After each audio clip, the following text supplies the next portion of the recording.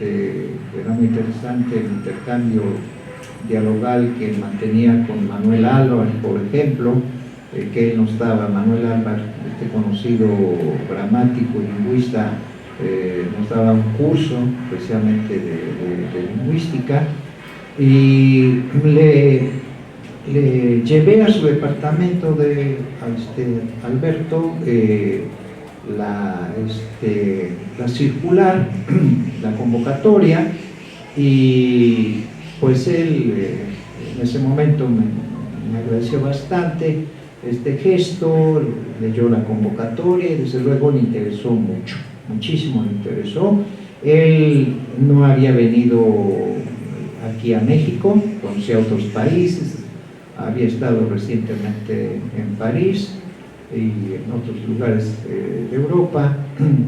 Ya ven ustedes que los argentinos son muy itinerantes, y entonces México no lo conocía. De manera que eso fue lo que más le llamó la atención, y al poco tiempo reunió todos los papeles que le pedían en la convocatoria y los envió, me los dio para que por mi intermedio los enviara yo aquí a la maestra Mary Kristen, con el objeto de ver que otros candidatos se habían interesado por la plaza. Y así fue como hicieron el concurso, y él obtuvo desde luego la plaza. Me lo comunicaron, están todavía allá, a él desde luego le comunicaron, se entusiasmó mucho, y a partir de eso ya empezó a planear su viaje aquí a México. Me preguntaba ahora sí que muchos costumbres de acá de México, especialmente cuál era el ambiente de Jalapa. Pues en ese entonces Jalapa era una ciudad mucho más pequeña, desde luego, un tanto cerrada, pero ya con esa tendencia hacia el cosmopolitismo, porque aquí, por cierto, habíamos tenido ya un maestro argentino muy bueno, Luis Mario Schneider, y habíamos tenido otros profesores. Pues supe mientras estábamos por allá que había estado Mario Sadiaga con su esposa, que también era un matrimonio argentino, que había llegado precisamente aquí a la Facultad de Letras Españolas. Pues eran parte de estos argentinos que habían salido también por causas del golpe militar en su país. Afortunadamente, pues como Alberto había estado en el extranjero algún tiempo, él no había sufrido esa persecución política y podía regresar libremente a su país. Sin embargo, decidió de España venirse directamente aquí a México, y así fue como pudo llegar aquí con nosotros. Se instaló, y al poco tiempo, aquí ya lo llevé a que conociera a la maestra Mary Kristen.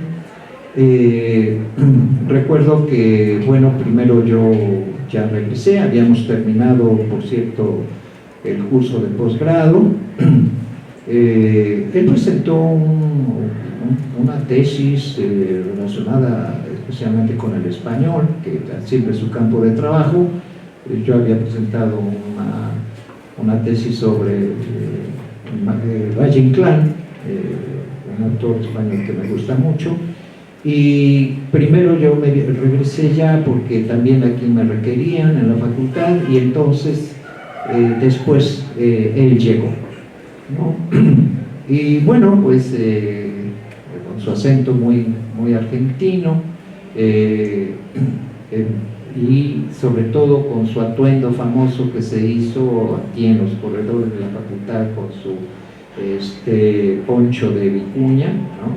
Poncho oscuro, y su cabello largo, en fin.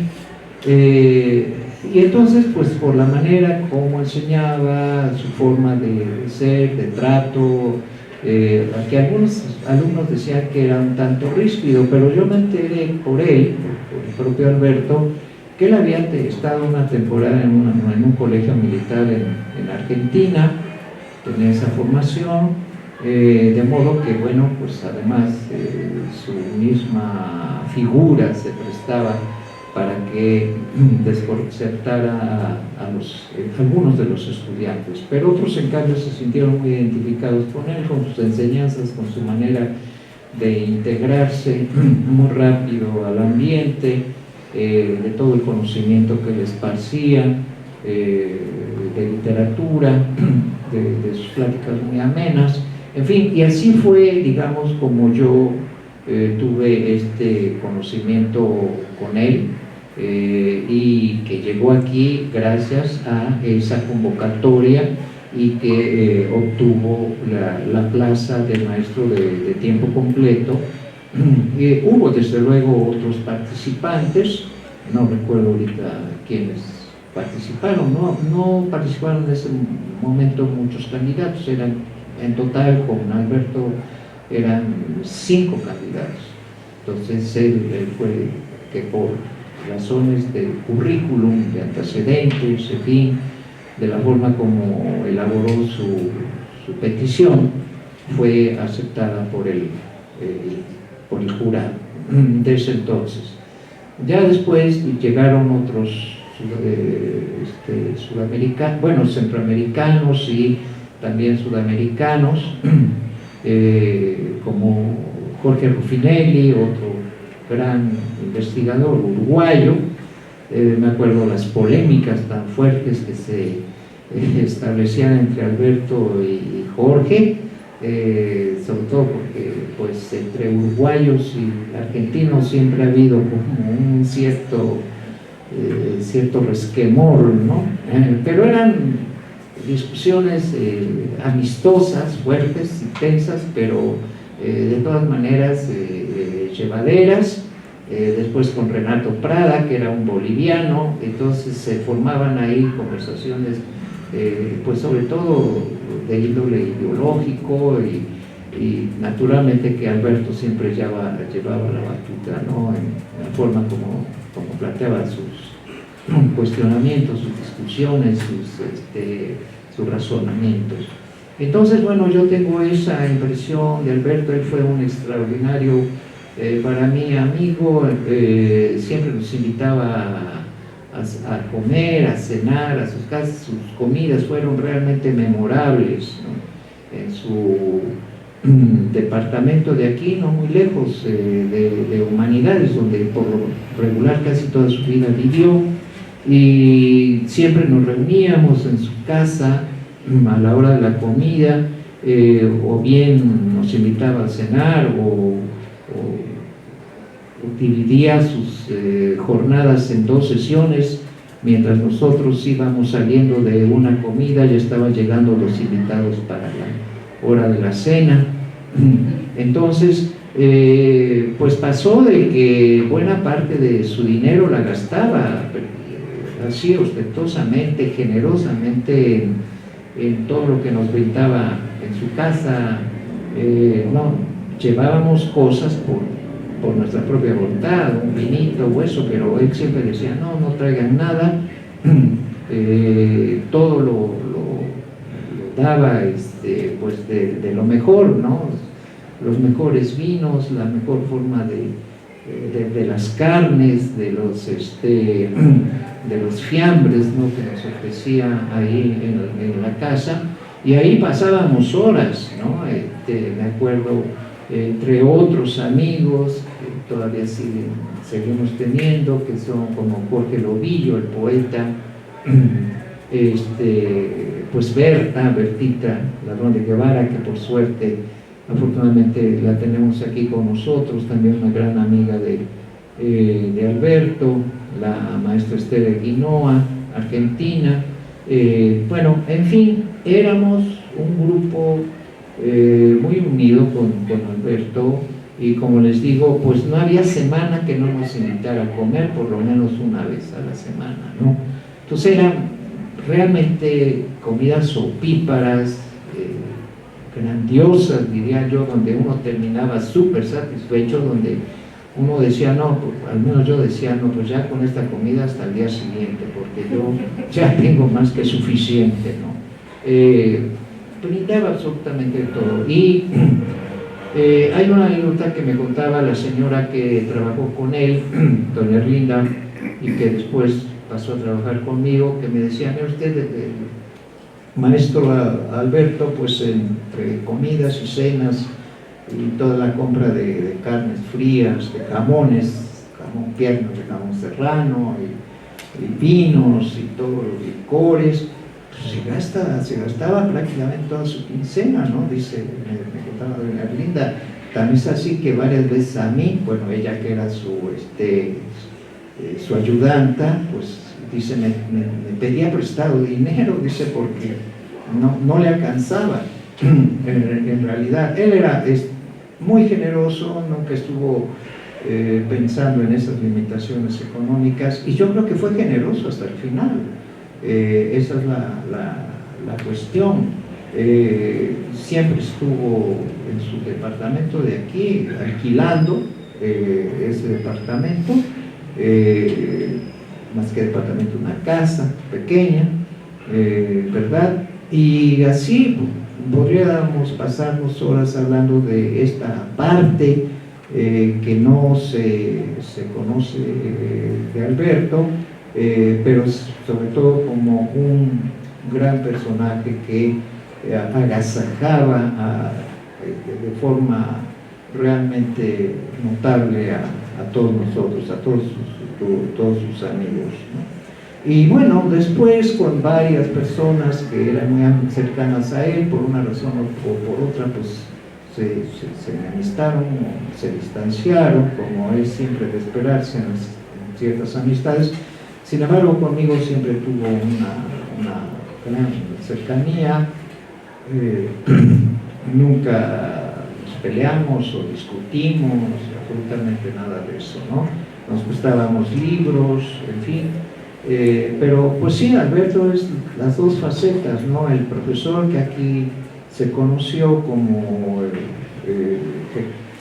gestador de conocimiento, y por otra parte pues este amigo tan estimado y tan profundo con el que tuvimos tanta cercanía y tanto intercambio de comentarios, de opiniones, y desde luego pues esta cercanía con todos los demás amigos y amigas que lo rodean.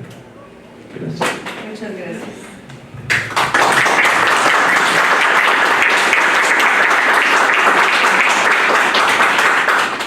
Muchas gracias al maestro Mario Muñoz por esta semblanza tan interesante al respecto de esta llegada del maestro Espejo aquí a Jalapa y a la Universidad Veracruzana. Quienes están allá afuera, aquí hay 3 lugares, por acá si quieren pasar, Alejandro, y acá hay 2 también. Ajá.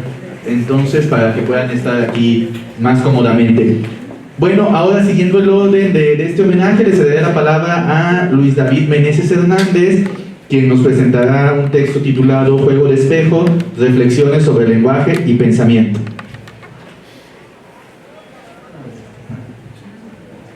Gracias. Bueno,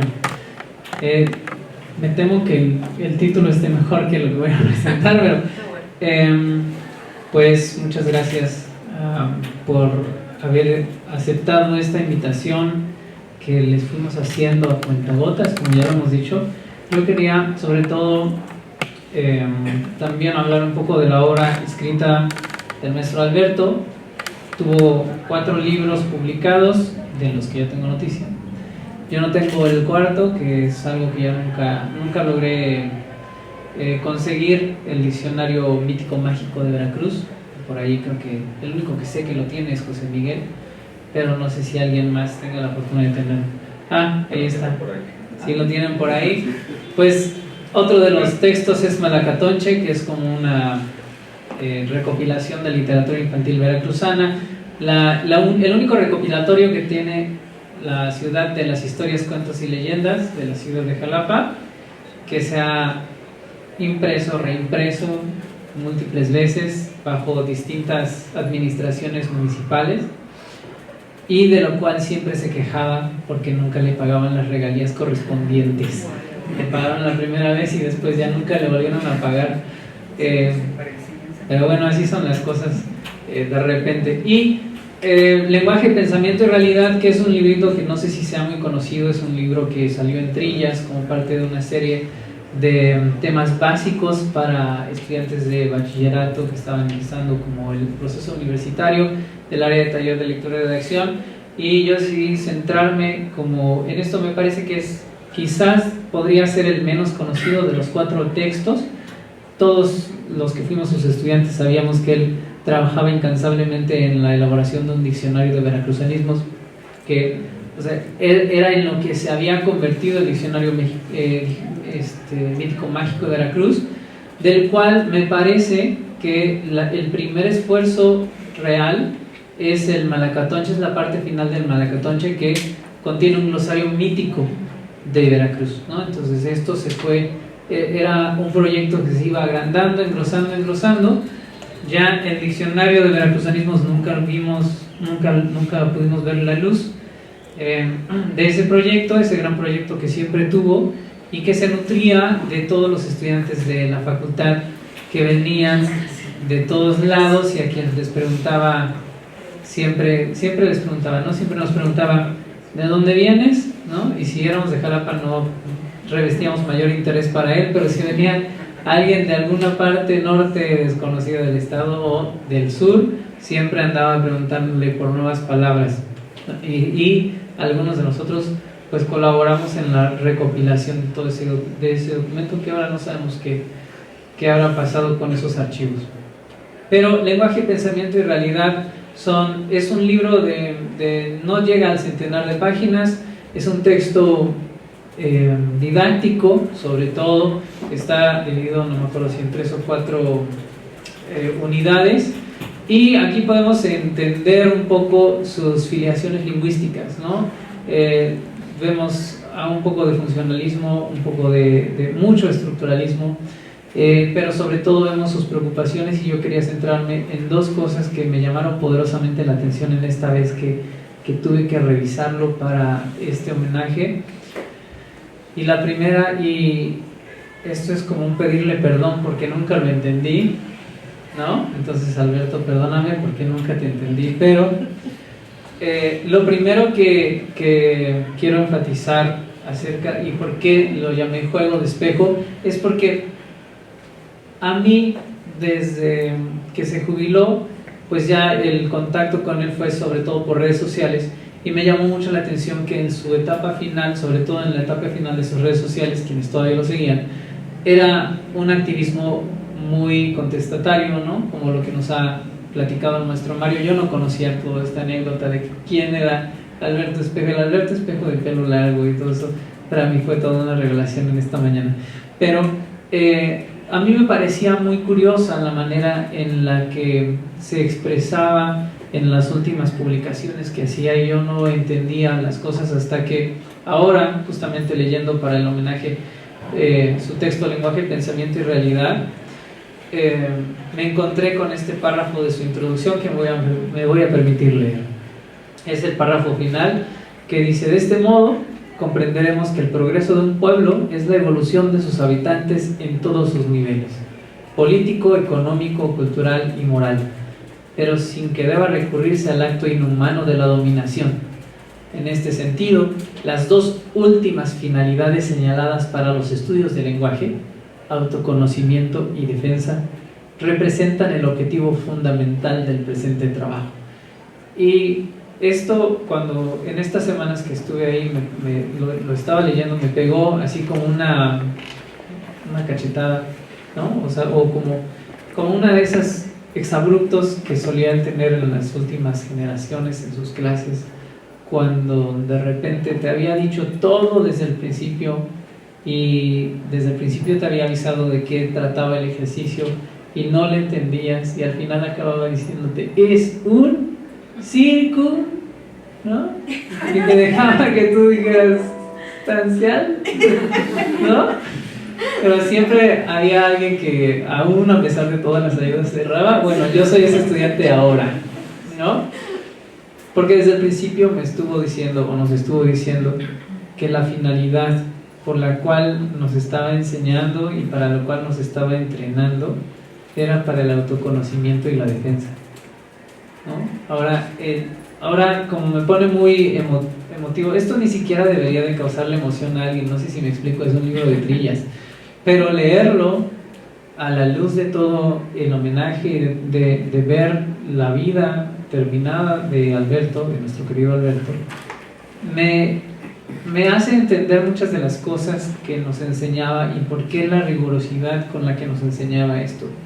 Porque al final de cuentas él quería que nosotros tuviéramos un autoconocimiento y pudiéramos defendernos de todos aquellos que quisieran dominarnos. Ahora, a mí me pega muy directamente porque de alguna manera a mí es al que le toca seguir con el legado, porque yo soy el que está dando español en esta facultad, y de alguna manera he tratado de reproducir esto que ni siquiera sabía que estaba reproduciendo, porque no me dejarán mentir mis estudiantes, siempre les he dicho que la manera en la que conocemos la lengua o que tratamos de reflexionar sobre la lengua cuando entramos a español, que es una materia que es difícil para todos porque requiere que reflexionemos conscientemente acerca de el lenguaje en el que nos movemos, en el que somos, en el que nos construimos desde el principio. Ese adquirir conciencia, ese adquirir conocimiento, creo que fue plantado ahí por él de una manera muy activa, aunque yo llegué a ser consciente de esto apenas, ¿no? Apenas al releer su texto llegué a ser consciente de que sí, efectivamente lo tomé como mi maestro para estos enseres lingüísticos, porque la finalidad que persigo al fin, o sea, en última instancia con mis estudiantes es el autoconocimiento y la defensa, que sepamos defendernos, que sepamos no ser dominados, que sepamos desarrollarnos, progresar, evolucionar en todos los niveles. Y entonces esto se vuelve como muy personal para mí porque me revela que su juego era siempre lo fue, siempre fue un activismo desde la gramática, que ahora que lo veo a la luz 20 años después, suena muy terrible, 20 años después entiendo el rigor con el que nos enseñaba, ¿no? Y el segundo aspecto que quisiera hacer notar en esta breve intervención, porque no quiero tomar demasiado tiempo, es uno de los objetivos que persigue en el capítulo dedicado al pensamiento y el lenguaje. El capítulo 2 de este libro dedicado al pensamiento y el lenguaje tiene como 10º objetivo, voy a citar: tomar conciencia de la posible colonización del pensamiento y lenguaje que pueden hacer otras culturas sobre la propia y sobre todo en los países latinoamericanos. Este era un decolonialista antes de que el decolonialismo se pusiera en boga. No sé si me explico. Esto fue escrito en los 90s, en 1999. La cuarta reimpresión es del 99, la primera edición es del 75. 1975. Esto ya estaba ahí en el germen del pensamiento del maestro. Ahora que todo el mundo habla de la decolonización y de todos estos procesos decoloniales y que están tratando de hacer evidente que España todavía nos tiene colonizados y todo esto, él lo hacía desde el 73, ¿no? Lo estamos oyendo con las palabras del maestro Mario. Siempre nos enseñó así. Por eso también él siempre nos enseñaba con la gramática de Bello, ¿no? Nos hacía aprender la gramática de la Real Academia, pero nos hacía aprender también las tipologías de Bello, porque él decía: somos americanos y esto es lo que tenemos que aprender sobre nuestra lengua.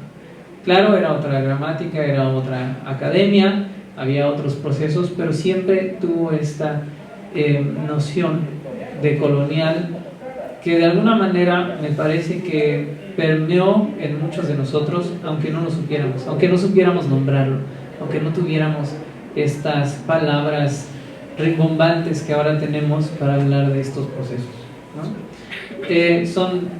Meramente este es un apunte de dos pequeños datos, dos pequeños rasgos que encuentro en este libro que, si usted lo lee, podrá decir: bueno, algunas de estas cosas ya fueron superadas, y sí, puede ser. Hay teorías lingüísticas más avanzadas, sí, pero para mí lo que resulta importante, y para nosotros en este homenaje lo que resulta importante, es que desde el principio estuvo ahí esta rebeldía que nos hizo saber, que nos hizo conocer acerca de cómo podíamos autoconocernos para defendernos de aquel que nos quisiera dominar.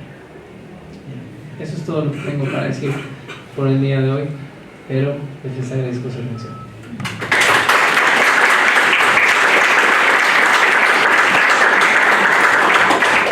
Muchas gracias, Mijail, por recordarnos estas citas y este contenido del libro del maestro Espejo. Bueno, para dar continuidad con este homenaje, le cederé ahora la palabra a José Miguel Barajas García, quien presentará un texto titulado Sobre el Magisterio de Alberto Espejo.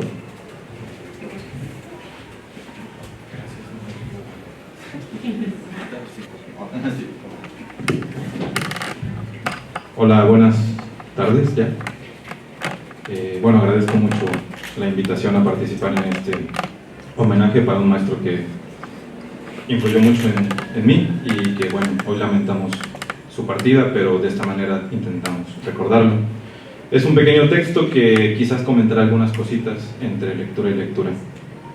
Sobre el magisterio de Alberto Espejo. Habría muchas cosas que decir, como tanto ya se ha dicho, a diestra y siniestra. Por ello, cada cual su Alberto Espejo, doloroso y gozoso. El mío comenzó en 2004, en el aula que entonces correspondía al primer semestre de la Facultad de Letras Españolas. Hago una revisión de las materias que tuve la fortuna de cursar con él y leo: primer semestre, Español Superior 1 y taller de redacción e investigación documental. Segundo semestre, Español Superior 2 y taller de redacción 1. Tercer semestre, taller de redacción 2. Cuarto semestre, taller de redacción 3. Quinto semestre, gramáticas hispanoamericanas. Sexto semestre, gramáticas contemporáneas del español. Y octavo semestre, gramática generativa y transformacional. Bueno, aquí vemos español, redacción, gramática. Y así podríamos estar durante 8 semestres. Español, redacción, gramática. Veo por ahí mis calificaciones de 2004 a 2008, algunas mejores que las otras, pero mi certificado no da cuenta de las enseñanzas que no van del 1 al 10 ni de las tantas otras clases en el Café Los Arcos que el maestro generosamente ofrecía a manera de conversación para aquellos que quisiéramos practicar la escritura creativa. Y aquí una pequeña pausa entonces, ¿no? El maestro, yo salí del área de lengua, el maestro nos enseñaba básicamente o principalmente, fundamentalmente, lengua, redacción, gramática, pero también desde el inicio en clase preguntó a quien quisiera, porque tampoco era como tú sí, tú no, sino quién quiere compartir textos creativos y voy a estar en el café enfrente, ¿no? Llega. Y así yo me acerqué, con cierta timidez, ¿no? Porque tampoco es que tuviera muchas cosas por compartir, pero me daba esa confianza, ¿no? A lo mejor puede sonar extraño porque el maestro a lo mejor imponía y demás, pero yo me acerqué con cierta confianza o intimidad y le agradezco. Porque el maestro era así, generoso, y desde los primeros días de clase ofreció su mesa en el café para todos aquellos que quisiéramos compartir nuestros textitos con él y los demás ahí presentes. En esa mesa, la del maestro, pude reforzar lazos de amistad con algunos colegas de generación y conocer por todos ellos lecturas que, de otro modo, habría tardado o no habría podido conocer. En las aulas advertí en el maestro la pasión por el estudio del lenguaje. Es cierto que hubo en numerosas ocasiones momentos de tensión, ya fuera porque el tiempo verbal no era el indicado, o porque a veces alguien confundía alguna clase sintáctica con otra, pero luego del regaño venía la explicación. Por otra parte, jamás faltaron las anécdotas que provocaban la risa y en ocasiones la sonrisa. Bueno, y ahí abundan, ¿no? Entonces, ya habrá oportunidad en otro espacio de enumerar la enorme cantidad de anécdotas que siempre, de alguna manera, reforzaron el aprendizaje. Por ello, cada cual su Alberto Espejo. El mío comenzó en 2004 en el aula y el Café Los Arcos. Continuó más allá de 2008, pues sus enseñanzas acompañaron mi camino por allá, a donde fui luego de terminar mi etapa como estudiante de la Facultad de Letras Españolas. Sería difícil en mi caso hablar de amistad, de ahí que la palabra más atinada sea magisterio. Alberto Espejo para mí ha sido en un sentido pleno un maestro. Desde el primer momento, en vida, ya era un guía al que además podíamos consultar de viva voz. Un gran tema para recordar sería su voz, las modulaciones, sus frases, siempre tan icónicas, como diría hoy la juventud. 2 días antes de su muerte, luego de 9 meses de no hacerlo, le escribí un mensaje para saludarlo y preguntarle si estaría de acuerdo en recibir una visita mía y de un amigo de generación. Por obvias razones el maestro ya no respondió. Pero antes sí lo hizo, lo hacía, como el año pasado en que me llamó para felicitarme en mi cumpleaños y de paso hablarme, ¿por qué no?, de la importancia de la expropiación petrolera. En persona, la última vez que nos vimos fue en 2019, por mensaje la última comunicación recíproca fue hace casi un año, luego de que respondió a mi felicitación por el Día del Maestro en 2022. Necesitaré más tiempo y espero poder tenerlo algún día para intentar estar a la altura, desde mis palabras, del recuerdo del magisterio de Alberto Espejo. Sé que el maestro no necesita que yo diga o escriba algo, pues su legado ahí está, como bien lo expresa. Bueno, y aquí retomo la misma cita inicial de hace un momento que recordaba Luis David, como bien lo expresa en su libro Lenguaje, Pensamiento y Realidad, donde el maestro dice: de este modo comprenderemos que el progreso de un pueblo es la evolución de sus habitantes en todos sus niveles, político, económico, cultural y moral, pero sin que deba recurrirse al acto inhumano de la dominación. En ese sentido, las 2 últimas finalidades señaladas para los estudios del lenguaje, autoconocimiento y defensa, representan el objetivo fundamental del presente trabajo. Yo aquí haría énfasis en la parte del dominio, sí, la dominación, que no nos domine nosotros, pero tampoco dominar a los demás. O sea, creo que también eso era algo que nos enseñaba el maestro, ¿no? O sea, no, sí cuidarnos, sí defendernos, sí autoconocernos, pero también a lo mejor un medio zen, la cosa, no salir hacia los otros, no dañar a los otros, con nuestras palabras, ¿no? Con nuestro lenguaje, cuidar nuestro lenguaje. 2 palabras, autoconocimiento y defensa, me parecen el presente más hermoso que el magisterio de Alberto Espejo pudo ofrecerme para continuar en el camino, en el bello camino del amor por el lenguaje. Y es todo. Muchas gracias.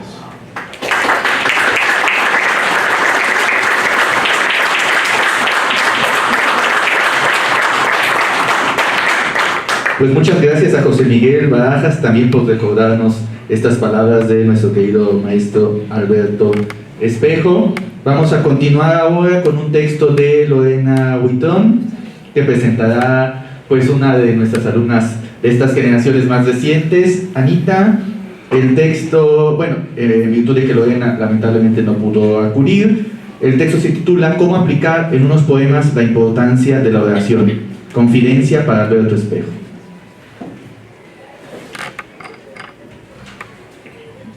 Gracias. Bueno, como ya le explicó el doctor Saúl, este es un texto de la maestra Lorena Huitrón Vázquez. Lo que atesoro de Alberto es que fue uno de los primeros lectores de estos textos escurridos que no podría considerar poemas. Pobre. Yo no sé por qué hay tanta queja alrededor de su persona, cuando al menos fue valiente. Se tomó la molestia de dar su opinión y hacer sugerencias. ¿Nunca les ha molestado introducir sus manos en alguna sustancia viscosa, como la gelatina a punto de volverse agua? Así era. Esos mis antiguos textos eran cursis, buscaban una edulcorada solemnidad. Usaba las palabras más rebuscadas, contaba con los dedos por qué deseaba alcanzar un endecasílabo aceptable. Sí, esa antigua yo, antes de llegar al tin de vanguardia de quiero quemarlo todo, y las clases de español superior. Era fascinante hacer árboles con las palabras, buscar sus significados. Al ser una persona cuya frustración es no haber sido buena en matemáticas, pensaba que analizar oraciones era mi acercamiento y un modo de decir que no era mala clasificando. Por ello, esos exámenes larguísimos en los que debíamos limpiar las frases, pienso mucho cuando ayudaba a mi mamá a limpiar los frijoles antes de cocerlos, aunque usted no lo crea, no me resultaban tediosos porque, como esos frijoles, era un trabajo de agilidad adquirido con muchos ejercicios y paciencia. El año pasado, una de mis hermanas tuvo un episodio psicótico que sacudió a la familia. Los neurólogos, porque pedimos más de una opinión, coincidieron en que una de las causas de esta crisis recurrente de ira, pérdida del sentido y adopción de personaje, se decía reina o madre o huérfana, por ejemplo, es el deterioro inevitable de su cerebro, porque es una de las secuelas de la epilepsia, ese residente que pensábamos dominado por un tratamiento que llevaba desde la infancia. Pero no fue otra cosa que la evitación. Quisimos ser ignorantes ante una enfermedad que nos sobrepasa. A partir de ese momento, tiene buenos y días raros. Duerme, otros días está en su habitación y no quiere hablar con nadie. Cuando me preguntan si la palabra sana, nunca tengo respuestas satisfactorias. A veces contesto tajante que no, y en otras ocasiones pienso en esa posibilidad. Y no es pretexto. En esta historia es cuando aparece uno de los legados de Alberto en mi vida. Seguir escribiendo poesía y seguir pensando en el lenguaje, en especial el tipo de oraciones. A manera de homenaje y en agradecimiento póstumo, me gustaría compartir unos poemas que me hacen pensar muchísimo en él y lo que me gustaría haber escuchado. Por ahí hay mención a uno de los versos de Alejandra Pizarnik, una de las poetas argentinas que conocí gracias a él y de quien, confieso, quise hacer mi tesis hasta que una investigadora me hizo llorar en su cubículo mientras me hacía preguntas sobre qué es poesía para encubrir, tardé años en entenderlo, su desconocimiento de la Pizarnik, sobre qué es poesía y de lo que es poesía en general. Sobre este suceso, y también tardé años, hice un poema. Pero eso no lo voy a compartir, porque ahora estamos para hablar sobre una deuda de amor hacia alguien que vio en mi escritura, pese a que mi actitud expresara que nada más escribía para mí misma. No lo culpo. En mis 20 era la encorvada que deseaba ser invisible en el entonces medio pasillo que albergaba a todos los estudiantes de la Facultad de Letras. Se sentaba hasta atrás y temblaba cuando tenía que hablar en clase. Alberto me sentó a convivir con madrileños. Hay días que me quejo de todo y si algo no me parece, ya no callo. No esperaría, conociendo a Alberto, comentarios positivos a todos los poemas que a continuación voy a leer.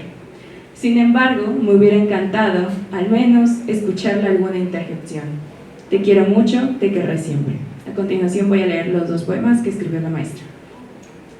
Las frases nominales definidas, plurales y conjuntivas, pueden presentar 2 lecturas.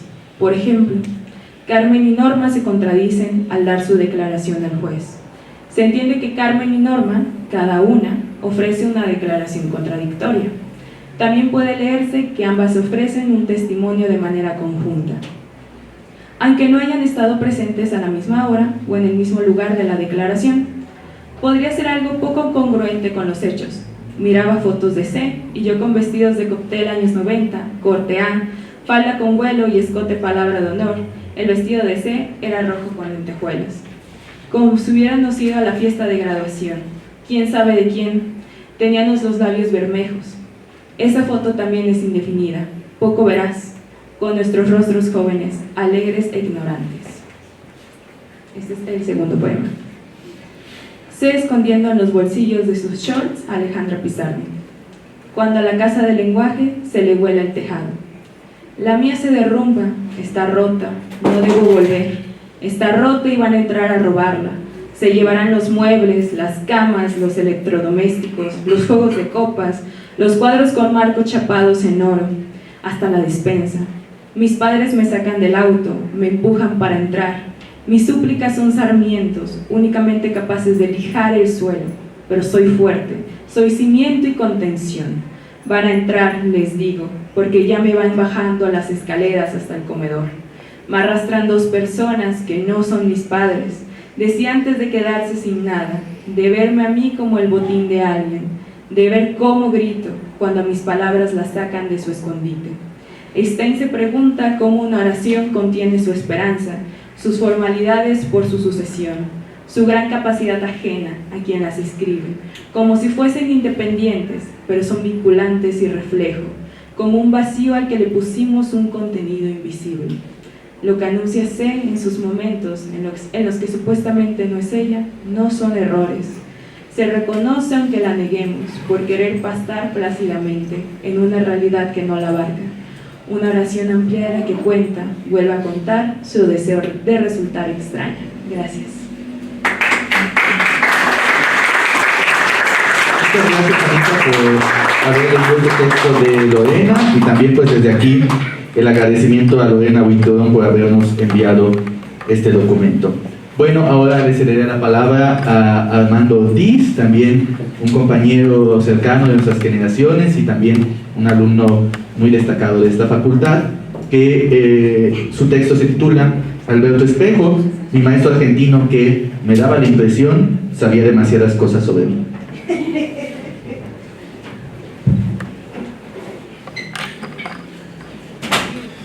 Gracias. No me pregunto por qué estoy aquí cuando veo que está Luis David, que está Saúl, que está Mago, están otros compañeros que muy cercanos a mi generación tuvieron clases con el maestro Alberto Espejo. No me pregunto por qué estoy aquí, porque muchos de ellos fueron consentidos del maestro Alberto Espejo. Cuando voy a dar una lectura a algunas escuelas de jóvenes de secundaria, siempre les digo que los padres nos mienten. Los padres tienen hijos consentidos. Cuando uno le pregunta a la madre quién es el consentido, sí, mi mamá le sacaba la mano y decía, aunque los dedos son diferentes, sí, todos los dedos son imprescindibles y yo quiero a mis 5 dedos iguales. Y era mentira. Mi madre tenía a su hijo consentido, hasta la fecha tiene a su hijo consentido y nunca fui yo. Yo fui el alumno consentido de Alberto Espejo en mi clase, y lo puedo decir con orgullo y con desconcierto, porque yo no tenía 19 años o 18 como algunos de mis compañeros jóvenes. Yo ya tenía más de 30 años y a pesar de eso fui el alumno consentido de Alberto Espejo en mi generación. Yo que tuve tan buenos maestros en la Universidad Veracruzana, puedo presumir la deferencia que Alberto Espejo sentía por mí. Deferencia recíproca, pues de inmediato advertí su calidad humana, su profesionalismo y su sensibilidad. La inteligencia artificial es una mierda y el maestro Alberto Espejo estaría de acuerdo conmigo. Figúrense que le pregunté al robot del ChatGPT de inteligencia artificial y me dijo no tener información sobre un maestro argentino específico llamado Alberto Espejo. Y es que he tratado de buscar en internet los orígenes de Alberto Espejo, y aquí el maestro me ha dado luz sobre eso, y solo me he encontrado una nota que dice: en la ciudad de Jalapa, México, falleció este jueves el escritor jujeño Alberto Espejo. Tenía 77 años y vivía en esa ciudad desde la década de los 70. Profesor y poeta, tuvo una vida dedicada a la enseñanza de la literatura y en particular en la Universidad Veracruzana. En la Universidad Veracruzana, dice, aunque por cierto no encontré una sola esquela de la rectoría de esta Universidad Veracruzana lamentando la muerte del maestro Alberto Espejo. Tal vez la hubo, yo no la encontré. Hay autoridades universitarias que creen, como el emperador amarillo, que el tiempo y la historia da inicio con ellos, que el pasado que ignoran merece ser consumido en una hoguera. Debo confesar que hice la licenciatura de letras a una edad adulta, tenía más de 30 años. A esa edad conocí al maestro Alberto Espejo. Los pocos que me habían hablado de él tenían razón en todo. El sujeto era más argentino que el mate, más argentino que el tango, más argentino que el dulce de leche. Con ese acento que nunca perdió, con ese voceo que nunca quiso perder. Además, con ese gesto categórico que deben tener todos los argentinos que hayan contemplado alguna vez el Aleph borgesiano, ese lugar donde están sin confundirse todos los lugares del orbe, vistos desde todos los ángulos. Pero por supuesto, decía, como quien estuviera al tanto de todo, como si ya lo hubiera visto en esa esfera tornasolada llamada Aleph, cuyo diámetro sería de 2 o 3 centímetros, pero el espacio cósmico estaba ahí sin disminución de tamaño. Algo que me llamó la atención es que el maestro argentino estaba muy enteradito de quién era yo, como si se hubiera detenido a verme en el Aleph. Como todo lo que tiene que ver con la fama pública, algunos seguramente le dijeron cosas buenas de mí, otros le dijeron cosas malas de mí. Pero bastó con que una de esas personas, a quien él llamaba la Perlasca, hubiera hablado mal de mí para que el maestro sintiera simpatía por mi persona. Quizá por eso es que me trataba con mucha familiaridad. Me preguntaba por Raúl Hernández Viveros, por Fernando Ruiz Granados, por Estrella del Valle, por Silvia Tomasa Rivera. El maestro estaba enterado del complot que se armó en mi contra en el IBEC. Él supo quiénes estuvieron atrás de todo y por ello nunca me retiró su amistad. Fue un lujo tenerlo de maestro, con esa inteligencia que desbordaba en cada clase, matemático de las palabras. Era un gran lingüista que diseccionaba las oraciones con la pericia de un gran cirujano y con esa misma pericia volvía a poner las palabras en el mismo lugar sin que nadie se diera cuenta de que en ese sitio se había llevado a cabo la autopsia de una oración. Alberto Espejo tenía un humor contenido que se negaba a salir, pero que brotaba espontáneo cuando ganaba su confianza. Recuerdo una de sus anécdotas que le divertía. Recién llegado a nuestro país, visitó a unos amigos mexicanos, donde lo primero que hizo fue saludar a la hija, una niña que no había cumplido 5 años. La niña tenía una perrita en los brazos. En Argentina, a los perros pequeños se les llama pichos, por lo que para agradar a la niña, el maestro Espejo le dijo: «Qué bonita está tu pichita, anda, muéstrame tu pichita». La familia se puso de todos colores. La niña espantada salió corriendo a su cuarto. Alberto pasó por alto ese momento hasta que después, al contarlo a un amigo, se enteró que en México a las partes nobles de una mujer se les decía picha. Como si le hubieran contado un chiste encriptado, cuando recordó la cara del matrimonio amigo al pedirle a la niña que le enseñara su pichita, soltó una de esas carcajadas estridentes que no eran muy comunes en él. Otro día en clase nos animó a participar en un concurso de décimas que se llevaría a cabo en la facultad para el Día de Muertos. Dijo que preparó una décima como ejemplo, la cual escribía en el pizarrón. Apenas nos había explicado las reglas de la décima, me puse a escribir la mía. Cuando terminó de escribir la suya, levanté la mano para decirle que tenía una. Se la leí: «Antes de morir yo quiero visitar la casa de ella, evitar que sea doncella y bajar a su agujero». Y así seguía hasta el final. «¿Pero cómo?», me dijo. «¿Ya la tenía preparada?». Le dije que la acababa de hacer. «Pero no puede ser, si yo me pasé toda la noche escribiendo la mía». Bueno, en fin, ande, mándale al concurso. Y esa décima ganó. Alguien que le tenía aprecio y respeto a Alberto Espejo fue el maestro Guillermo Zúñiga, quien le encargó, cuando era alcalde de Jalapa, la compilación de historias, cuentos y leyendas de Jalapa. Todo un bestseller, un libro magnífico que se siguió reimprimiendo de forma pirata. Fue por ello que Julio César Martínez, por orden del alcalde Américo Zúñiga, hijo de Guillermo Zúñiga, hizo una nueva edición de ese libro con el injusto nombre de Sonido del agua y la arena. El sábado que me enteré de su muerte, algo, no recuerdo qué, me distrajo. Me sucedió lo del poema de Sabines, del joven que al enterarse de la muerte de su tía Chofi se va al cine y después hace el amor. La noche de ese mismo sábado leí a Raúl Hernández Viveros, hermano del argentino, compadre que bautizó a su hijo con el mismo nombre, Alberto. Decía mi querido Raúl: «No acabo de aceptar la noticia del fallecimiento de Alberto Espejo. De golpe el torbellino de las décadas recorre mi corriente sanguínea hasta atravesar mi corazón. Miro hacia atrás, lo considero un amigo tan próximo, tanto que hace medio siglo tuve la confianza de pedirle llevar a bautizar a mi hijo Alberto. A presentarlo ante la pila de agua bendita le entregó una medalla de oro redonda con la figura de un angelito. A Alberto Espejo, después de la universidad, lo vi poco. Me reunía con él y con mi amigo Marcos en su casa, pero en pocas ocasiones, a veces para tomar una botella de vino, a veces para corregir algunos de mis cuentos, pero debo confesar con resignación que fueron pocas veces. Ahora que ha muerto, me pregunto, ¿por qué me duele tanto? Me duele porque tengo la certeza de que el maestro argentino, quien siempre tuvo un gesto amable conmigo, me guardaba en sus afectos, y sé que a pesar de la distancia, ese afecto nunca feneció. Descansa en paz, querido Alberto. Gracias.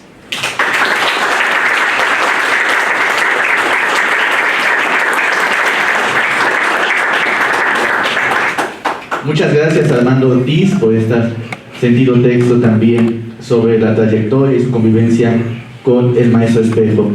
Ahora Joel le da, bueno, Joel un alumno también de estas nuevas generaciones, al igual que Anita, le da un texto que nos envió Carlos Ignacio Guzmán Jiménez, que por estar en Ciudad de México no pudo leerlo él de viva voz. Entonces le cedo la palabra a Joel para que pueda darle lectura a este texto de Carlos Ignacio.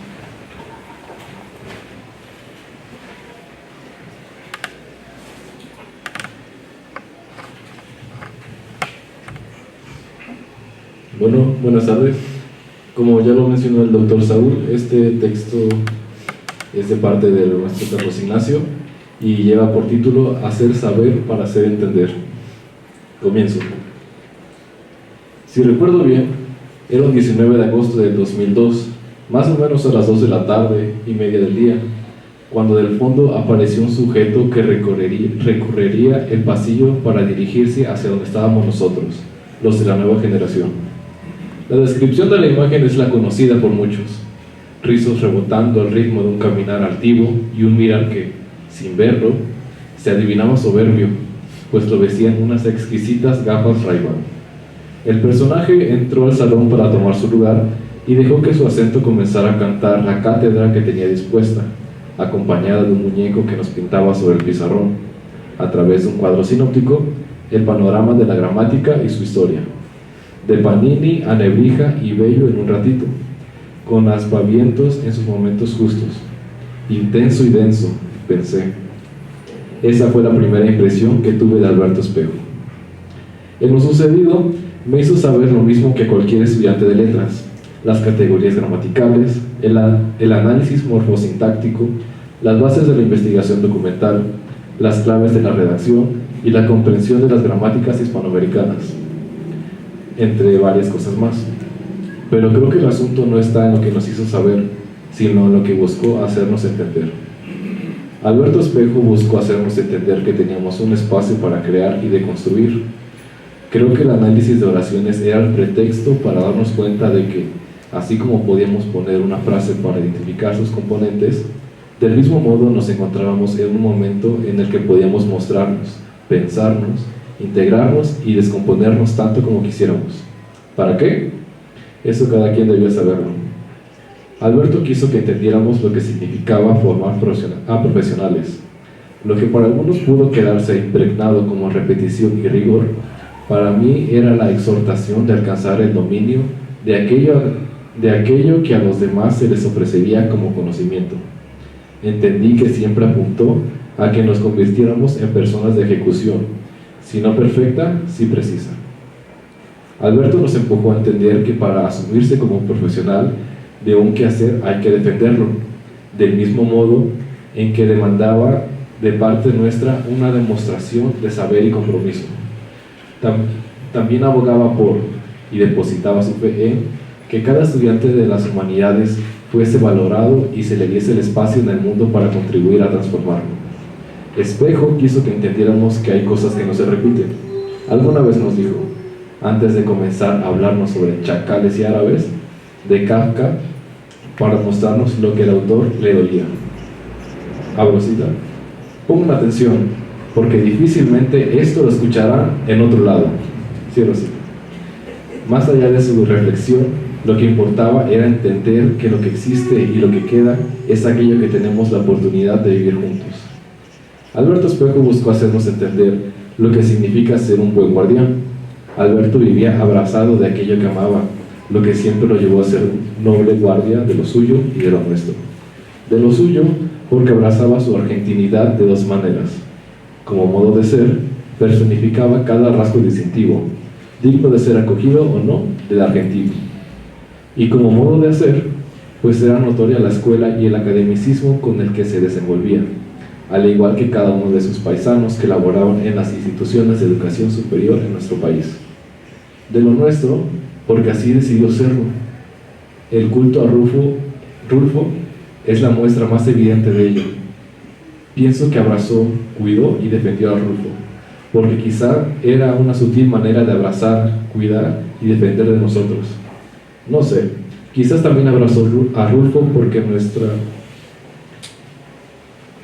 muestra lo que nos duele como hermanos latinoamericanos, porque expone esa orfandad que compartimos y por hablar con severa voz de aquellas cosas que nos han dejado con una herida profunda y abierta. Tal vez abrazó y cuidó de Rulfo porque entendió que recuperar memorias era una forma de lograr que las cosas sigan vivas. Por lo demás, estarán acompañando al personaje aquellas cosas que la mayoría conoce y que recordamos de manera anecdótica, que si su alergia lo obligaba a ser el enemigo del chipi chipi, que si las fichas del taller de redacción debían quemarse al final de la carrera, que si era tan hincha del fútbol argentino como cualquiera de sus similares, que si la clorofila en el agua le entregaba los beneficios que prometía, o que si vivir cerca del célebre Robertus era una acuciosa estrategia o una simple casualidad. Para él, dar clases era enseñar, exponer y exponerse, mostrar lo que hay dentro, poner el seso y las vísceras al mismo tiempo, desnudarse del alma al hacer lo que uno ama, para que todo lo que uno tiene se vea, se capte y se imprima en los demás. Porque sin performance no hay maestro. Y eso, señoras y señores, Alberto Espejo Gutiérrez lo sabía a la perfección. Hasta siempre, querido Alberto. Gracias.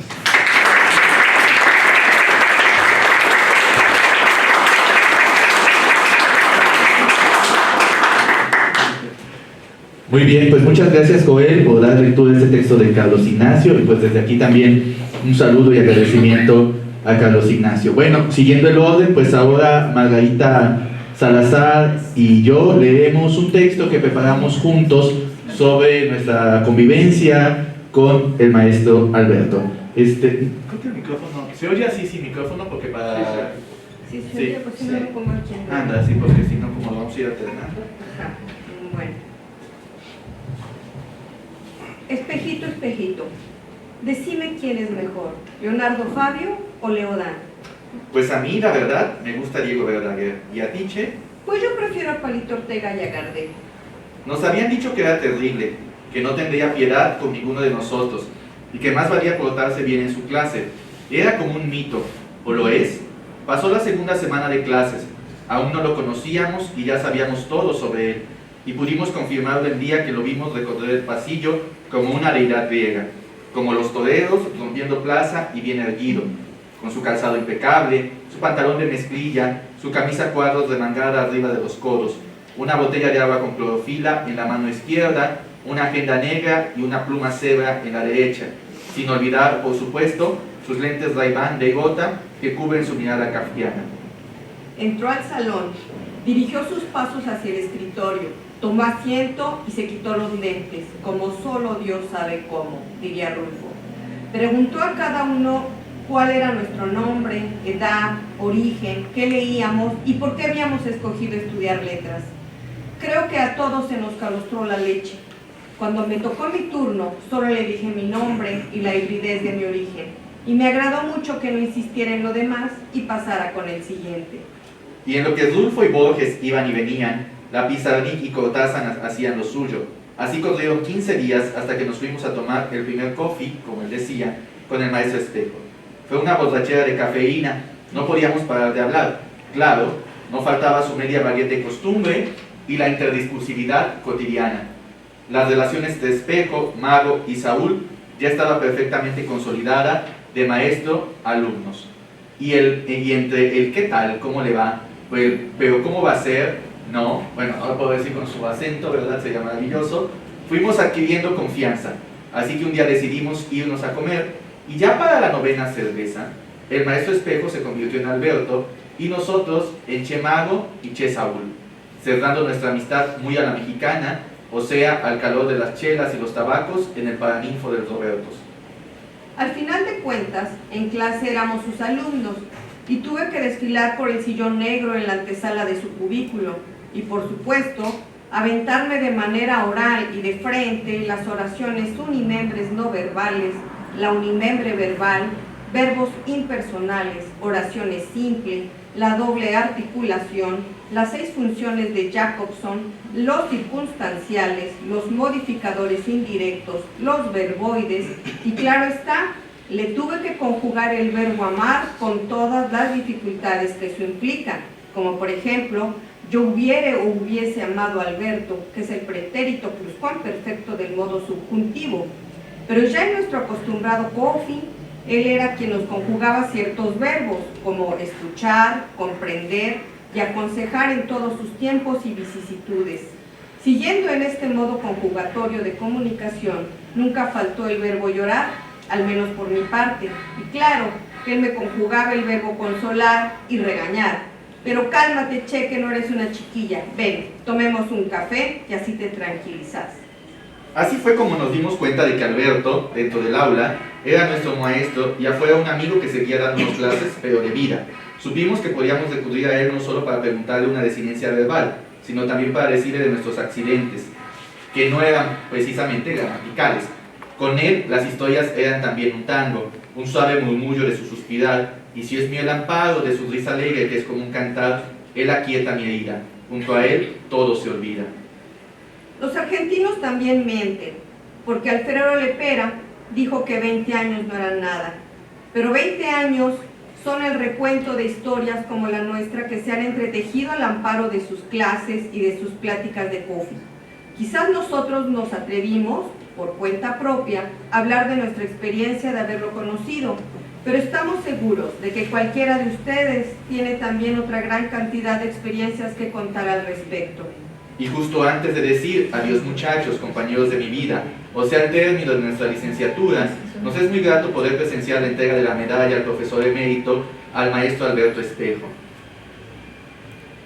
Pero como dice el viejo tango, Niebla del Riachuelo, hay barcos que en el muelle para siempre han de quedar, y es así como Alberto quedará en el nuestro. Te agradecemos mucho tus clases y tu amistad. Gracias. Este texto lo escribimos hace 17 años cuando el maestro Espejo se jubilaba, al mismo tiempo que recibía la medalla a sus 35 años de trayectoria académica. Y nosotras pedimos permiso para subir al podio y despedirlo en calidad de alumnas. Hoy, 17 de mayo del 2023, nos volvemos a subir al podio sin pedir permiso a nadie y con el corazón en la mano y la voz franca, lo volvemos a despedir de esta vida, pero no de nuestra vida, sino de esta maestra vida. Hace casi 20 años entonces leímos este texto en el Auditorio de Humanidades con la presencia del maestro Espejo y de buena parte de la comunidad académica de la Facultad de Letras Españolas. Fue sin duda un momento cargado de emotividad. Nuestro querido maestro Espejo se mostró conmovido y de algún modo nos sentimos halagados de haber participado en dicha ceremonia. Fue todo un suceso que honró los 35 años de trayectoria del profesor y de su andar por la vida también, de sus incontables enseñanzas y anécdotas amenizadas por el coffee y ocasionalmente por las cervezas. Esos estudiantes un tanto inseguros y nerviosos que leyeron este texto, ahora somos profesores también y sabemos las glorias y vicisitudes de dicha labor. En consecuencia, creo que atesoramos aún más las enseñanzas del profesor. Alberto Espejo salió de su natal Argentina, huyendo de esa terrible dictadura que le dejó una hermana desaparecida y a su madre en Jujuy. México le abrió las puertas y fue así como llegó a la Universidad Veracruzana, que se convirtió en su casa desde el año de 1975. Aquí formó a muchas generaciones de alumnos en el área de lingüística al calor de las aulas, a otros en el área de la vida al calor del café. Habría que pensar que tiene dos caras ese 20 años no es nada, una que la niega y otra que la afirma. La que la niega nos dice que cada año tiene un peso gigantesco sobre nuestra existencia, sentimientos, formación académica y demás actividades que realizamos. Pero la cara que la afirma nos dice también que los recuerdos están vivos, que las personas permanecen, que los afectos continúan y las enseñanzas son redescubiertas. Sentimos tu proximidad, querido Alberto, tus enseñanzas las transmitimos y las asimilamos. Y a casi 20 años de ese homenaje que realizaron debido a tu jubilación, podemos decir que las apreciamos todavía más, porque el ser humano con los años, poco a poco, descubre la trascendencia de lo aprendido. Cierto es que el maestro Alberto Espejo fue un profesor muy polémico, y lo sigue siendo hoy día, basta con echar un vistazo al Facebook. También es cierto que detrás de ese profesor riguroso había un ser humano amoroso, tan amoroso como conversador, y ese fue el profesor que a nosotros nos tocó conocer. Tino, subo inmediatamente a clases, ¿qué hace allá abajo? Dijo un día desde la famosa ventana del F13, y nada, Tino tuvo que regresar a clases. Perderse una clase de Espejo era imperdonable, también era cierto. Sí, era un argentino que se sentía orgulloso de su nacionalidad y a la vez de vivir en México. Si algo recordamos de él es tanto su formación lingüística como su pertenencia al Cono Sur. Alberto nos hizo mirar con singular pasión ese país tan distante al nuestro, con costumbres diferentes, pero con el que compartimos lazos de hermandad incalculables. Es común en nuestro imaginario colectivo esa famosa pugna entre México y Argentina, los dos países, cada uno al extremo de Hispanoamérica. Creemos que Alberto se solazaba en ella y a partir de ahí también conciliaba las dos visiones. Nos hizo ver con sus sentidos a la Argentina, nos hizo amarla y también sembró en nosotros el deseo de conocerla. A ambos, en diferentes momentos, pudimos visitar en varias ocasiones ese extenso país del sur y sin duda lo vimos a través de su mirada. Luis David dijo que nuestro primer acercamiento a la Argentina fue vía espejo, y así fue. Nos contagió el amor por su país, a tal grado que Saúl hizo un semestre de intercambio en esa nación, y yo he estado ahí ya dos veces enamorada. Estando en su natal Jujuy, entendí su amor por sus estudios de tradición que tanto entusiasmo le daban, y Luis David hizo un paseo familiar partiendo de Plaza de Mayo. Si bien Alberto nos legó sus amplios conocimientos sobre redacción y lingüística, a la par nos dio un conocimiento de vida, sus experiencias, tanto en el aula como fuera de ella. Se convirtió en un caudal de aprendizaje para la existencia. Como en una novela de formación, Alberto nos ofreció su legado para comprender ese sutil escamoteo entre el dolor y el goce que produce la existencia misma.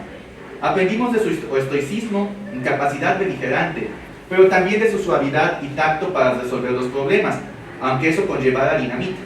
Muchos lo recordarán como un hombre rígido y quizás inflexible. Sin embargo, detrás de esa coraza se encontraba un ser humano con un exquisito sentido del humor y una notable sensibilidad. Espejo, Argentina, la lingüística, humanidades, la cafetería Los Arcos, el Robertos, son ahora el eco de tu acento bañado en mate, son el recuerdo de tu exquisita compañía, el marco de tu consejo, las clases dentro y fuera del aula. y como dice el poeta Salazar, No has muerto entre nosotros, compañero. muchas gracias.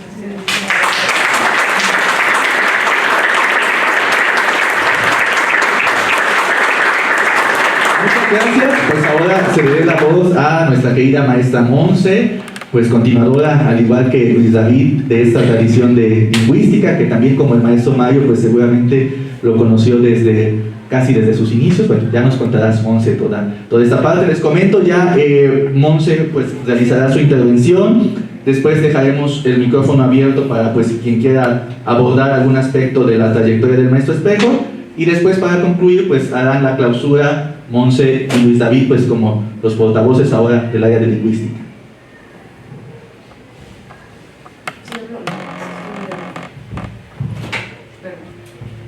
A mí me tocó el homenaje a Alberto, me tocó ese homenaje y verlo subir al escenario. Lo mío es muy corto y no tiene nombre, como ustedes ya se dieron cuenta. Solamente le puse 2 epígrafes que escribí para esto. Nunca nos damos cuenta del espacio que alguien ocupa en nuestra vida hasta que ya no está. Algún día pensé que con la escritura descifraría el mundo. Ahora sé que solamente escribo y hablo sobre aquello que me interpela y me perturba. El agua hace mareas de adentro hacia afuera. Los mares calmos no existen. 1. Estudiar letras no era mi primera opción. Leer y escribir era tan cotidiano como ver la televisión o escuchar música. Sin embargo, llegué a la facultad y de inmediato supe que ese era mi lugar. La noche y las madrugadas hicieron mis inseparables compañeras, al tiempo que los libros construían torres imperfectas, que lo mismo trepaban al escritorio que se despeñaban en el piso. Por aquella época leer fue la mejor manera de levantar barreras protectoras a mi mundo.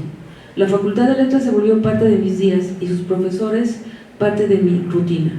Alberto Espejo al iniciar me daba terror, porque su manera de decir con ese tono argentino era un zape inesquivable en medio de la clase. Sin embargo, sus materias eran de mis favoritas: español, gramática, redacción, por lo que poco a poco comencé a acercarme más a él. En ese momento no sabía que acabaría siendo su compañera de viajes, de aplicación de exámenes y su vecina de cubículo. 2.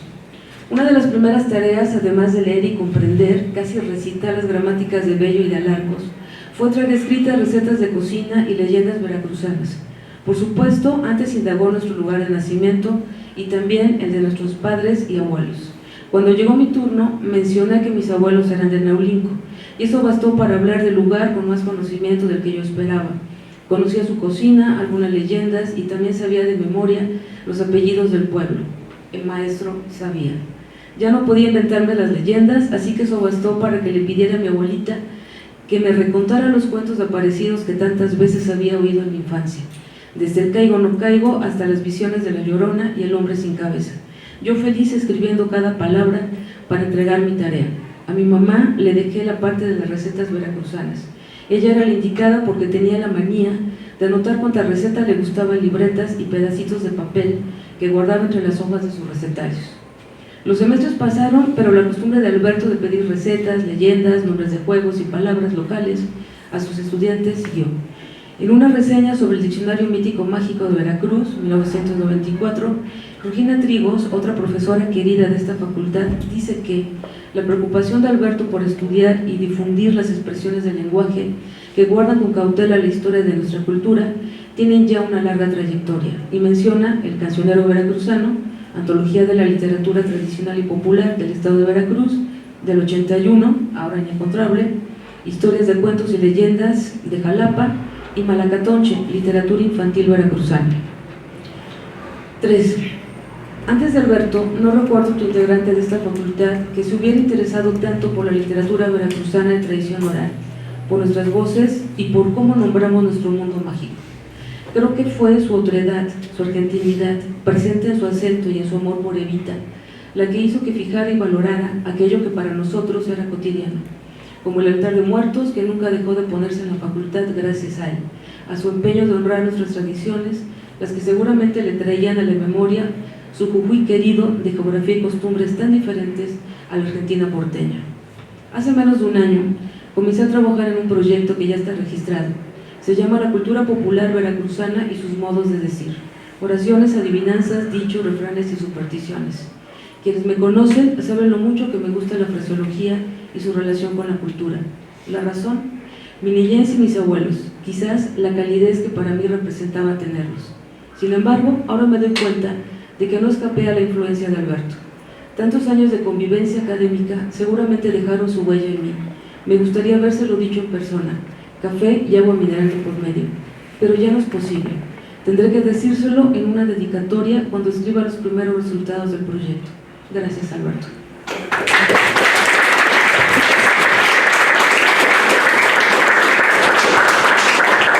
Muy bien, pues muchas gracias a Monse por este texto, también sobre su convivencia con el maestro Alberto. Pues ahora abriremos el micrófono, pues todos ustedes que fueron también sus estudiantes, amigos, conocidos, colegas del maestro Alberto, puedan dar algún comentario sobre su trayectoria, mencionar algo de su convivencia.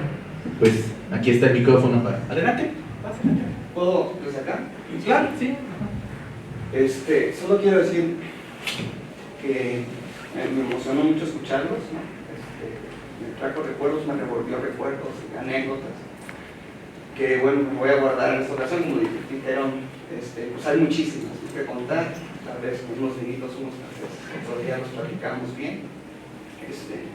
Solo quiero decir que yo quise mucho a Alberto, que yo creo que también me quise mucho, que la generosidad a la que se refirió Mario era palpable no solo en la comida que prodigaba o los vinos que daba, también a su madre, perdón. También pues fui yo testigo y objeto de su gran generosidad. Él prestaba su departamento a sus alumnos que no tenían para pagar una renta, hizo muchísimas cosas, les compraba despensas a algunos, o sea, hizo muchas cosas y no decía nada a nadie, lo cual es mucho más para mí admirable. Fue un gran hombre, un gran maestro, un gran amigo, lo recordaré por siempre. Creo que todos aquí está presente en todas las reuniones de alumnos, siempre se platican mil anécdotas, todos tenemos algo que contar de Alberto. Dijo Armando, todos tenemos nuestra versión, ¿no?, de Alberto. Quería contar una sola cosa, que él decía, a diferencia de todos los que estamos aquí, creemos que él ya no tenía acento, que los años en México le habían cambiado, que en realidad él había perdido el acento argentino. ¿Te acuerdas, Alex? Dijo, para nada, yo ya hablo como mexicano, en Argentina me dicen el charro, claro, con su acento marcadísimo, decía, no me estás vacilando, Alberto. No, lo decía muy seguro, decía que ya había perdido por completo el acento argentino. Y quería, bueno, salí de aquí, platicaba con él 2 o 3 veces al año, largamente. Me sorprendió mucho ahora que murió.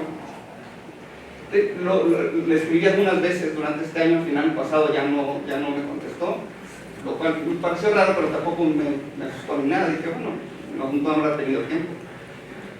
Y me sorprendió que la última vez que platicamos largamente fue en 2019, antes de la pandemia, tiene muchísimo tiempo y no lo podía creer. Básicamente fue raro.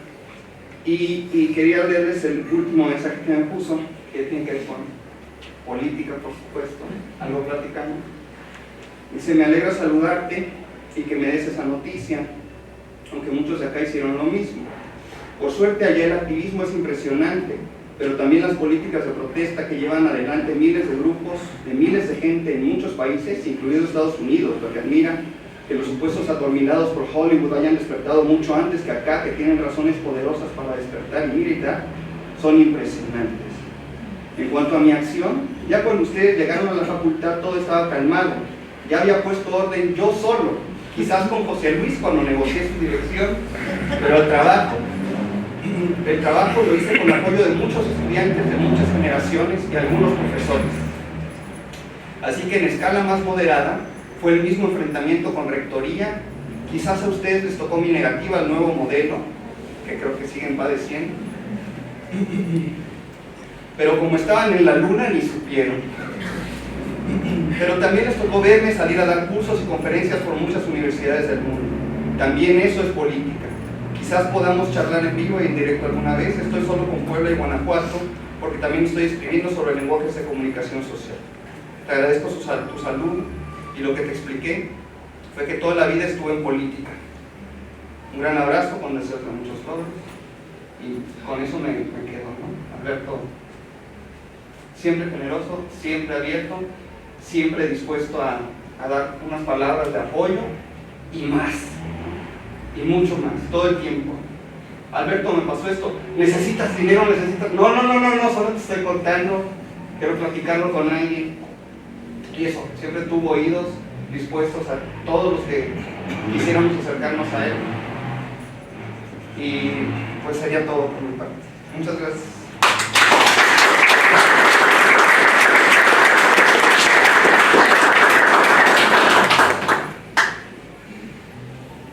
¿Alguien más que quiera sumarse? Pues igual te quiero hablar de eso. No sé si se me escucha o me escucha. ¿Sí? Pues igual en consonancia con esa generosidad, yo lamentablemente Alberto lo vi 2 veces después de que salí aquí de la carrera, pero me acuerdo mucho de cosas, ¿no? Yo creo que estoy aquí por él en muchos sentidos, ¿no? Entonces, de otro aspecto de la generosidad que recuerdo es esa generosidad por enseñar, ¿no? Yo me acuerdo que llegaron los estudiantes que llegó acá, que hablaban acerca de sus consentidos. Yo no sé si era consentido, pero yo creo que era como un reto para él, ¿no? Porque decía, a ver si aprendo, ¿no? Yo venía con las carencias que muchos estudiantes vienen de la prepa, y a mí me costaba un trabajo, y Paco se acordara, acentuar, ¿no? Porque a mí nadie tuvo la decencia de enseñarme a acentuar en la secundaria y en la prepa. Y me acuerdo mucho de Alberto que él en las clases de español antes nos llamaba a todos, y era 1 por 1 en la tarde, ¿no? A su cubículo a un examen como de autoevaluación. Y yo me acuerdo que yo llegué y le dije, ¿sabes qué? Pues, ¿sabe qué, maestro? Yo tengo problemas, entonces nos evitamos el examen y mejor me deja tarea. Me dijo, va.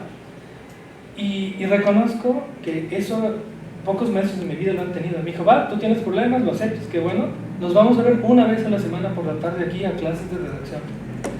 Y me lo cumplió, ¿no? Y ahí se me ocurrió faltar.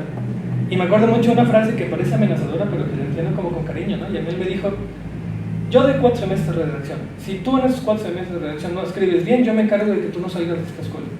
Así, ¿no? Y con la amabilidad que lo caracterizaba. Y en ese momento a lo mejor uno lo toma como amenaza, ¿no?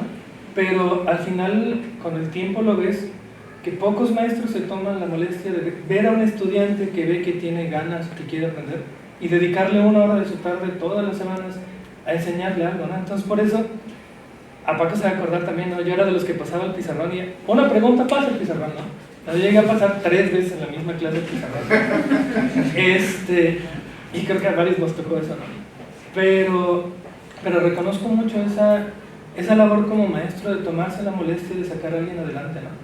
Entonces, que si tú traías ganas, que si podías o no, porque también había la otra, ¿no? Recuerdo una anécdota de una compañera que le dijo, pues si eso te cuesta trabajo, pásate a pedagogía, con lo directo que era a veces, ¿no? Y Paco se acuerda también, ¿no? De quién estoy hablando. Pero esa generosidad por enseñar y por dedicar tiempo, por ser un maestro de tiempo completo, ¿no? Con lo que eso significa, creo que pocos tenemos maestros así, ¿no? Entonces, yo como creo que decía Lorena también, yo creo que también le tengo una deuda a Alberto, creo que todos aquí los que fueron nuestros maestros le tenemos una deuda en ese sentido, y creo que el mejor homenaje que los que damos clases aquí le podemos dar es pues, seguir como legado, ¿no? Seguir enseñando en ese sentido. Entonces yo también me quedo como con esa deuda y ese reconocimiento, pero sí, esa memoria, a esa generosidad de ser un maestro completo, ¿no? En ese sentido, ¿no? Entonces, pues, bueno, nada más lo que quería compartir.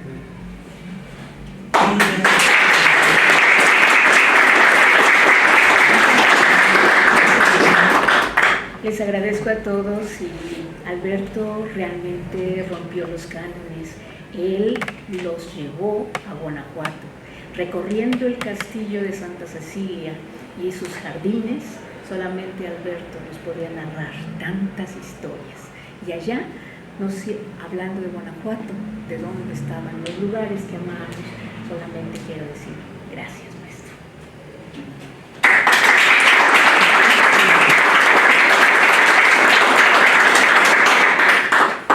¿Alguien más? ¿No? ¿No se animan? Bueno, yo quiero aprovechar para decir que sí, efectivamente tuvo sus consentidos, pero hubo 3 personas que realmente eran, yo creo que más que sus consentidos, hicieron sus amigos, que es Marduk, Toriz y Pablo. Y que sirva este homenaje también para despedir al buen Marduk, junto con Alberto, ¿no? 2 personas, ay, perdón, por si me duele. 2 personas importantes que todos los conocimos, también a Marduk, y bueno, perdón. Muy bien. ¿Alguien más quiere compartir alguna anécdota o experiencia? Bueno, a ver. Bueno, yo soy de la generación de José Miguel también, entonces creo que fue la última generación a la que Alberto le dio clases, y varias de las cosas que dijeron como que me hicieron acordar escenas. Por ejemplo, esta idea de que la enseñanza de Alberto se extendió enormemente por fuera del aula, y que uno podía verlo en los arcos, verlo en su cubículo, ir a su casa. Me recuerda lo que decía Piglia, el Piglia joven de Borges, que decía, era un milagro que en Buenos Aires sabíamos que Borges estaba ahí y le podíamos ir a preguntar. Y yo ahora escuchando decía, era un milagro saber que Alberto estaba aquí y le podíamos escribir un mensaje de Facebook, o en mi caso que lo llamaba por teléfono, o que lo podíamos ir a visitar a su casa y Alberto estaba ahí, ¿no? Eso yo creo que, pues sí, es un milagro, ¿no? Fue un milagro poder tener ese acceso tan libre a esa mente tan maravillosa y tan extensa. Entonces, bueno, Borges, espejo como Borges, ¿no? No sé qué hubiera pensado. Después el texto que leyeron y que José Miguel y Luis David también señalaban la misma parte, ¿no? El uso del lenguaje y el lenguaje como autoconocimiento y como defensa. Yo creo que uno de los adjetivos grandes de Alberto es que es generoso, que fue muy generoso, pero yo añadiría que tenía una conciencia muy grande de que, por ejemplo, el bienestar solamente podía ser colectivo, ¿no? En esta cuestión de no dejarse dominar, difícilmente Alberto se referiría a dejarse dominar a uno como persona, porque él estaba muy consciente de que era muy importante que todo el pueblo, toda la ciudad, todo el país estuviera bien, ¿no? Que si uno estaba bien, no importaba mientras estuvieran mal, mientras hubiera inequidad con otras personas. Y eso también era muy valioso. Él estaba muy consciente de eso, ¿no? De cómo la política estaba atravesada todo. Y para mí, que era una persona sumamente apolítica, también fue muy importante, fue un choque bastante grande, ¿no? Pero eso era generoso no solo hacia uno y hacia los demás, sino tenía conciencia de que tenía que haber generosidad y bien común hacia todos, y eso estaba muy bien. Y finalmente, digamos, yo que lo conocí en una parte bastante íntima, en su casa de Jujuy, en su casa en Argentina. Recordar también que así como era excéntrico, tampoco era una persona que solamente le interesara hablar de Nebrija y del español y de Chomsky, la lingüística, ¿no? Tenía como gustos bien sencillos.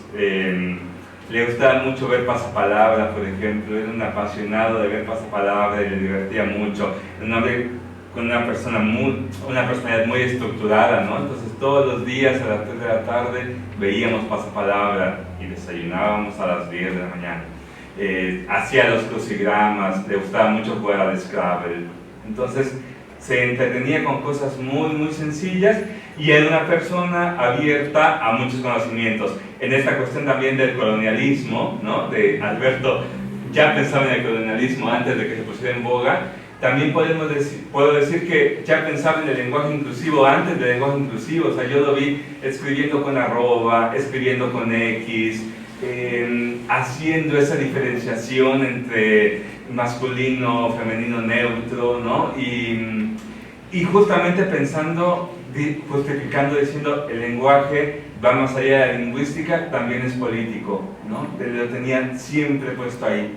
Entonces, eso, hay todas las imágenes que ustedes leyeron o dijeron son las mismas, pero creo que fuimos muy afortunados todos de que fuera nuestro maestro y después de tenerlo ahí, abierto como siempre a una conversación, ¿no? A encontrarlo donde fuera.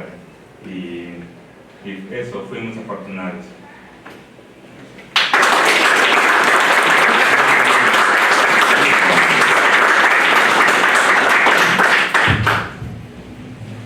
Bueno, pues ya para concluir este homenaje que... Mario, ¿me permites?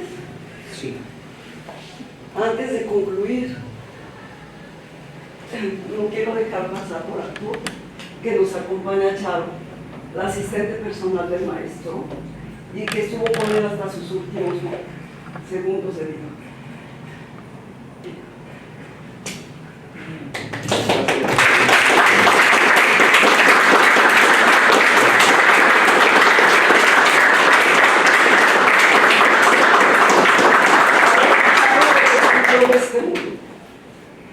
No tengo palabras para expresar el homenaje que le hacen al maestro. Era lo que él siempre dijo, que su familia éramos tanto mi madre como el maestro. Siempre decía que nunca lo dejáramos solo, y en los últimos momentos estuvimos con él.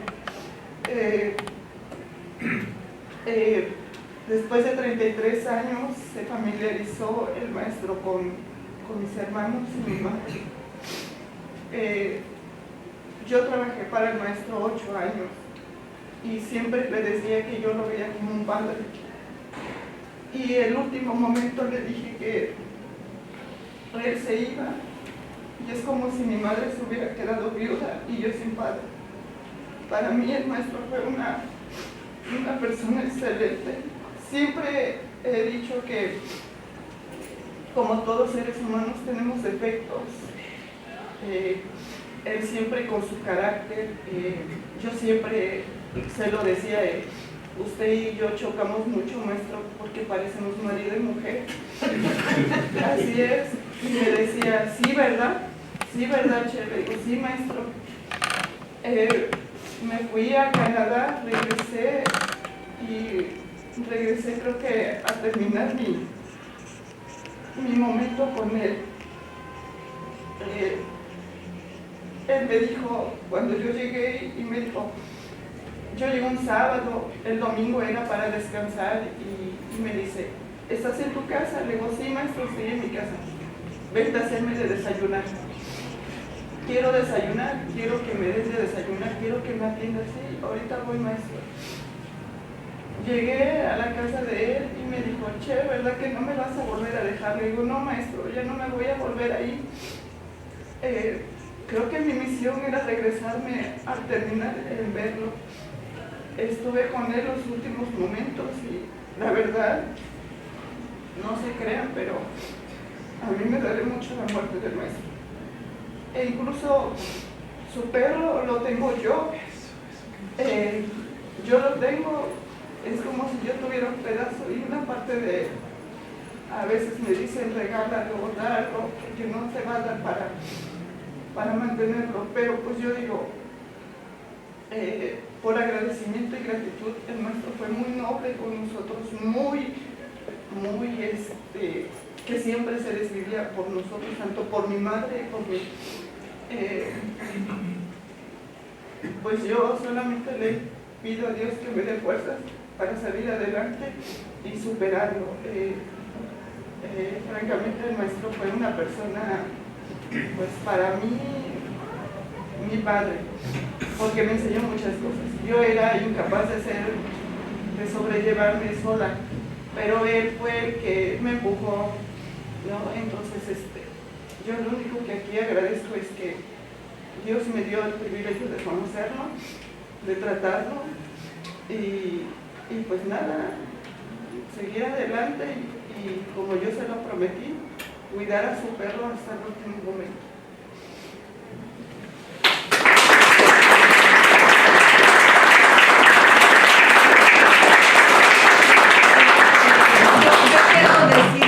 Toris no está aquí porque fue entre semana, me dijo me encantaría estar ahí, pero no puedo porque es entre semana y yo estoy en la Ciudad de México, pero se vio muy interesado. Bueno, agradecer, de todos modos no está aquí. ¿Sí? Bueno, pues yo creo que estamos muy conmovidos todos. Pues tú cierras. Sí.